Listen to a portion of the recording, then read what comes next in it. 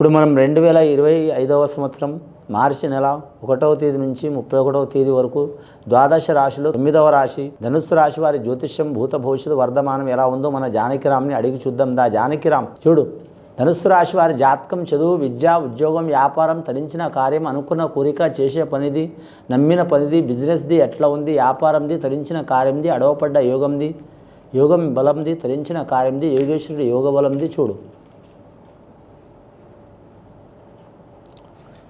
ముఖ్యంగా ధనుస్సు రాశి వారి జాతకంలో చెప్పాలంటే అండి, వచ్చిండు గోపాలకృష్ణుడు వచ్చిండు, చిన్ని కృష్ణుడు వచ్చిండు, బాలకృష్ణుడు వచ్చిండు, గోపన్న వచ్చిండు, మురళీకృష్ణుడు వచ్చిండు, ఆంజనేయ స్వామి వచ్చిండు, హనుమంతుడు వచ్చిండు, అలాగే రాముడు సీతమ్మ వచ్చింది, సర్వ వేదమాత సరస్వతి దేవత వచ్చింది.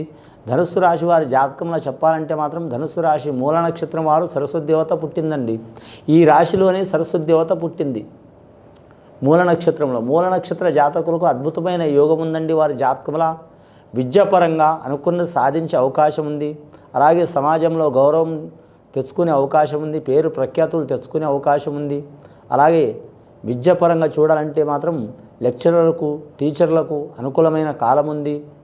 అలాగే వీరి జ్యోతిష్యంలో గవర్నమెంట్ ఉద్యోగం చేయాలనుకునే వారికి తప్పకుండా మంచి ఫలితాలు కలిసి వచ్చే అవకాశం ఉంటుంది.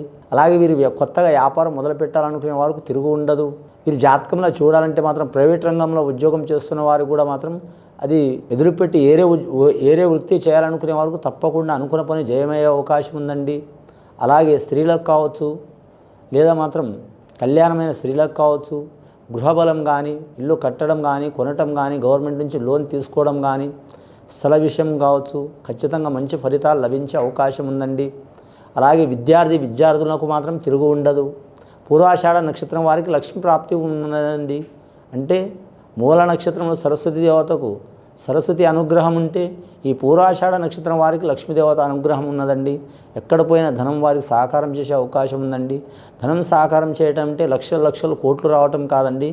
వారు చేసే పని ఎక్కడ పోయినా మాత్రం ఒక 10 రూపాయలు తక్కువ పడ్డా, 100 రూపాయలు తక్కువ పడ్డా, 1000 రూపాయలు తక్కువ పడ్డా ఇబ్బంది పడకుండా ఏదో రకంగా వారికి ధనం అందే అవకాశం ఉంటుందండి. కానీ పేరు ప్రఖ్యాతులు కూడా పెరిగే అవకాశం ఉంటుంది వారి జాతకం మీద. ఈ ధనుస్సు రాశి వారి పేరు మీద చూడాలంటే మాత్రం ముఖ్యంగా మాత్రం నవగ్రహాల్లో 6 గ్రహాలు అనుకూలంగా ఉన్నాయి, 3 గ్రహాలు అనుకూలంగా లేవండి. 6 గ్రహాల్లో మాత్రం గురుగ్రహ అనుకూలంగా ఉన్నది, శనిగ్రహ అనుకూలం ఉన్నది, అలాగే కేతుగ్రహ అనుకూలం ఉంది, రాహుగ్రహం అనుకూలం లేదండి. రాహుగ్రహం అనుకూలం లేనందువలన, రాహు నీచ స్థానంలో ఉన్నందువలన వీరి మీద లేనిపోని నిందలు, చిక్కులు, చికాకులు వచ్చే అవకాశాలు ఉంటాయి.